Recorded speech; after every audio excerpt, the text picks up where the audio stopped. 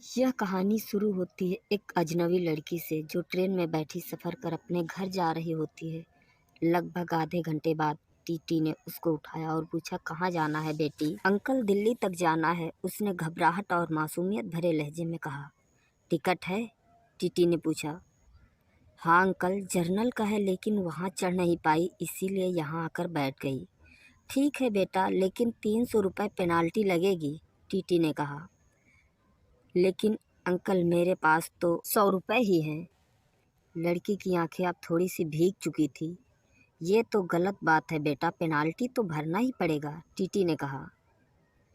Sorry uncle, मैं अगले station पर जनरल डिब्बे में चली जाऊंगी। मेरे पास सच में 100 रुपये ही हैं। कुछ परेशानी आ गई, इसीलिए जल्दबाजी में घर से निकल आई और ज़्यादा पैसे रखना भूल गई। बोलते बोलते वह रोने लगी। टीटी को उस पर दया आ गई और उसने 100 रुपये का चालान बनाकर उसे दिल्ली तक के सफ़र की अनुमति दे दी। टीटी के जाते ही उसने आंसू पोंछे और इधर उधर देखा कि कहीं कोई उसे देखकर हंस तो नहीं रहा। फिर उसने अपने बैग से मोबाइल निकाला और किसी को फ़ोन किया कि जल्दबाजी में वो पैसे रखना भूल गई। कैसे भी करके दिल्ली स्टेशन पर उसे कुछ पैसे भिजवा दे, नहीं तो वो समय पर गांव नहीं पहुंच पाएगी। इतना सब कुछ सुनने और समझने के बाद मेरे मन में एक ही बात बार बार आ रही थी कि हो ना हो यह लड़की किसी न किसी मुसीबत में ज़रूर है। न जाने क्यों उसकी मासूमियत देखकर मैं उसकी ओर खींचा चला जा रहा था। मन कर रहा था कि उसके पास जाकर इंसानियत के नाते उसकी मदद करूं और कहूं कि तुम परेशान मत हो और रो मत। लेकिन एक अजनबी के लिए इस तरह से सोचना और उसके पास जाकर उससे बात करना भी अजीब था। उसके चेहरे से ऐसा लग रहा था जैसे उसने सुबह से कुछ खाया पिया भी ना हो, और अब तो उसके पास पैसे भी नहीं थे। इतना सोचकर मेरे मन में फिर से विचारों का उथल पुथल शुरू हो गया था। बहुत देर तक उसे इस तरह परेशानी में देखने के बाद मैं कुछ उपाय सोचने लगा जिससे उसकी मदद भी कर पाऊँ और उसकी पहचान में भी न आऊँ। बहुत देर तक सोचने के बाद जिस नावल को मैं पढ़ रहा था उसके आखिरी पन्ने पर मैंने लिखा, बहुत देर तक तुम्हें परेशानी में देख रहा हूँ। पैसे ना होने की वजह से जो तुमने फ़ोन पर किसी को बात बताई वह भी मैंने सुनी है। मैं जानता हूँ कि किसी अजनबी को इस तरह पैसे भेजना अजीब है और शायद तुम्हारी नज़र में गलत भी होगा, लेकिन तुम्हें इस तरह परेशान देखकर मुझे बेचैनी हो रही है। इसीलिए इस किताब के साथ 800 रुपये मैं तुम्हें भेज रहा हूँ।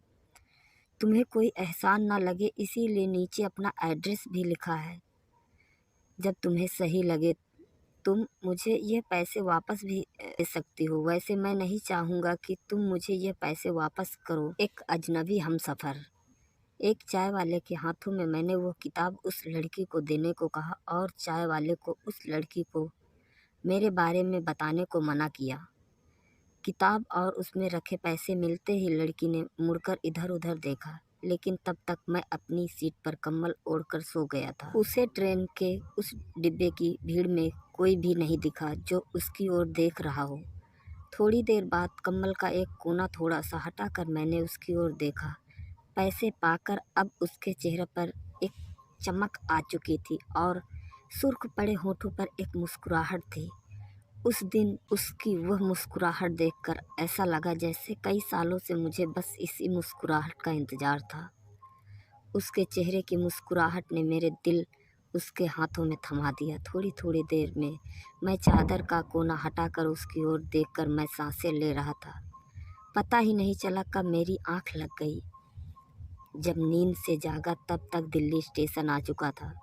मैंने उस सीट की तरफ देखा तो वह लड़की जा चुकी थी, लेकिन सीट पर वही कागज़ पड़ा था जिस पर मैंने कुछ लिखा था। मैंने जल्दी से उतरकर वह कागज़ उठा लिया। कागज़ की दूसरी ओर उसने लिखा था, थैंक यू मेरे अजनबी हमसफ़र। आपका यह एहसान मैं ज़िंदगी भर नहीं भूलूंगी। मेरी माँ आज मुझे छोड़कर चली गई है। घर में मेरे अलावा कोई भी नहीं है, इसीलिए आनन फानन मैं घर जा रही हूँ। आज आपके दिए इन पैसों से मैं अपनी माँ को शमशान जाने से पहले एक बार देख पाऊँगी। बीमारी की वजह से माँ को ज़्यादा वक्त तक घर पर भी नहीं रखा जा सकता। आज आप वजह से मैं सही वक्त पर घर पहुंच जाऊंगी। आज से मैं आपकी कर्जदार हूँ। जल्द ही आपके पैसे लौटा दूंगी। उस दिन से उसकी वह नम आंखें और मुस्कुराहट मेरे जीने की वजह बन गई। हर रोज़ पोस्टमैन का इंतज़ार करता और उससे पूछता शायद किसी दिन उसका कोई खत आ जाए। आज 2 साल बाद एक खत मिला। लिखा था, आपका कर्ज मैं अदा करना चाहती हूँ, लेकिन खत के जरिए नहीं, आपसे मिलकर। नीचे मिलने की जगह का पता लिखा था और